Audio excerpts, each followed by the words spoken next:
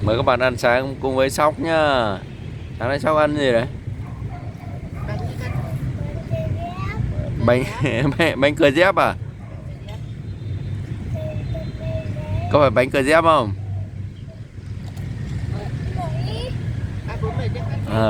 Đây, trong ăn đi, trong ăn đi.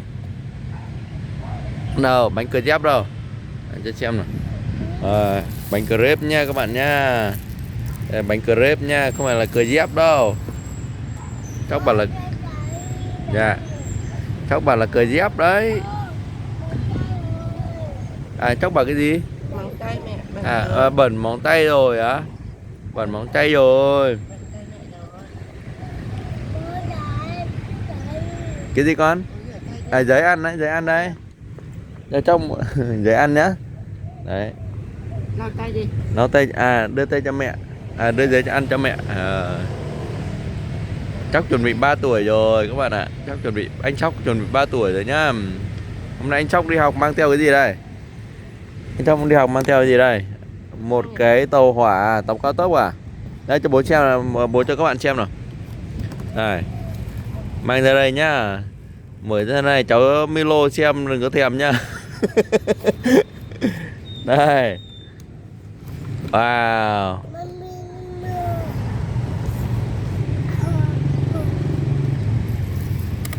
Đây, ăn bánh cờ dép này các bạn này. Ăn bánh cờ dép ở cổng trường đấy. Một suất này 25.000 các bạn ạ. 25.000. Đây, tàu cao tốc nha các bạn nha. Đấy, tàu cao tốc đấy. Tàu này hơn 100.000 đấy các bạn ạ.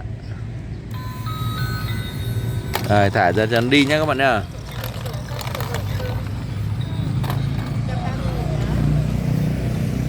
130.000 tàu cao tốc này đấy các bạn ạ. Toàn đồ của Trung Quốc thôi. Trung Quốc này rất giỏi luôn.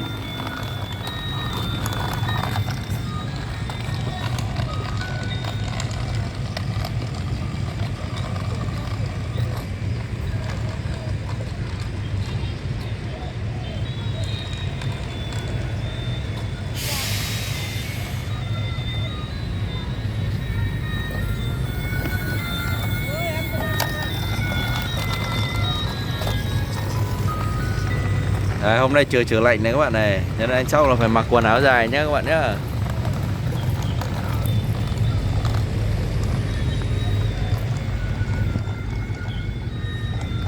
Chắc chắn nay ăn bánh gì? Bánh cờ dép à? Bánh cờ dép à? Đây sang mày ăn tiếp nào. Đi sang mày ăn tiếp nhé. Sang mày ăn bánh cờ dép tiếp đi. Bố cầm cái này đi á. Bố cầm cái này cho con nhá. Ok, con chạy sang mẹ ăn đi. Chạy sang mẹ ăn. Nhanh, chạy sang mẹ này. Đấy, đi học là phải đầy đủ phụ kiện nhé các bạn nhá. Mũ mão, quần áo, giày dép, đầy đủ phụ kiện luôn. Đồ chơi. Nhưng mà không được mang đồ chơi vào trong trường đâu các bạn nhá. Tàu này nó cao, nó kêu to lắm các bạn ạ. Tối hôm qua bố bạn Sóc phải bịt vào, phải bịt.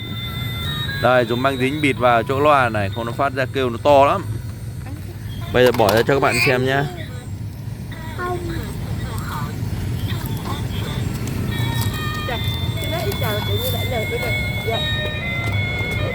Đây. Ôi chạy đấy. Rồi, kêu to lắm các bạn ạ. Kêu to ở nhà điếc tai luôn. Đây là có cái bánh này. Bánh này cứ quay xoay vậy. Xoay nó giúp cho tàu này di chuyển lanh quanh nhé các bạn nha. Đây, cái trục xoay cái bánh xe nó cứ xoay vậy. Đây. Đấy, ăn bánh cờ dép nha các bạn nha. Ăn bánh cờ dép này cực kỳ dễ ăn luôn. Chạy rồi. Bị mắc rồi. Cháu đẩy nó đi.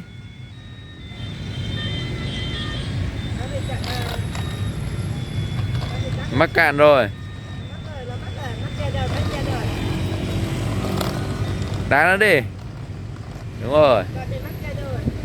Con này nó gồ ghề quá. Con này nó bị gồ ghề quá. Dừng nó lên con. Đồ ơi, đồ ơi. Đồ ơi.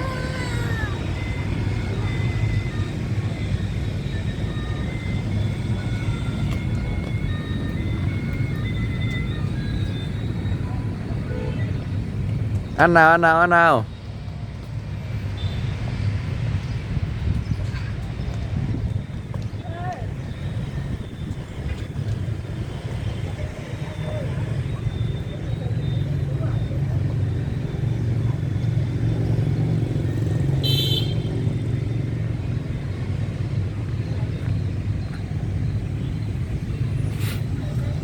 Không phải, nó là không phải bình cứu hỏa các bạn ạ.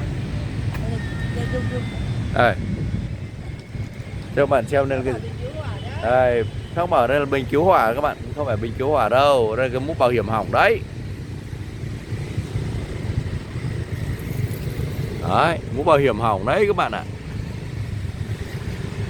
Không phải bình cứu hỏa đâu.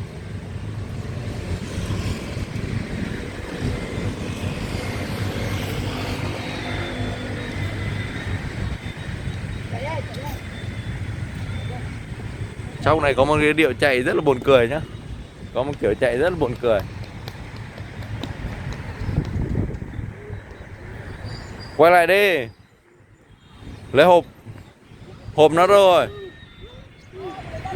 Người ta lấy mất hộp hộp tàu của cháu rồi. Ra lấy đi.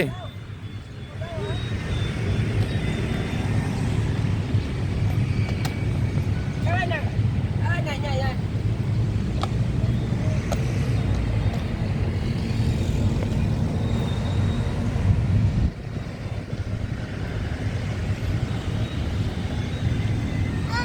Đau, đau bụng ăn nhảy là đau bụng à?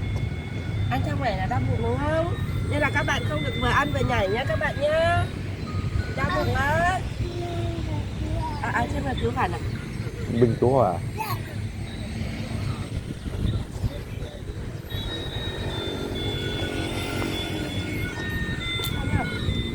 Ăn không? Ra lấy đi, không người ta trộm mà. Đấy, ra lấy đi, ra lấy đi.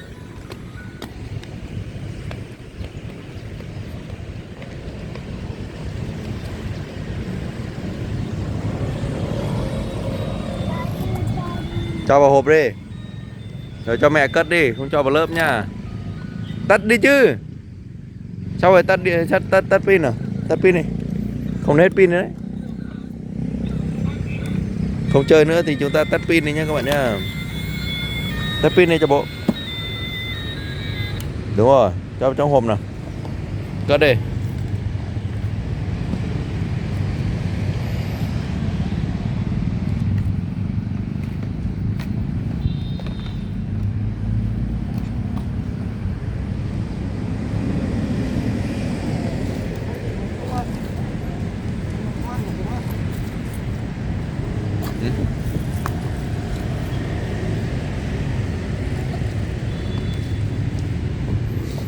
Cho trong hộp nha các bạn nha. Không chơi nữa thì chúng ta cho trong hộp này, cất đi.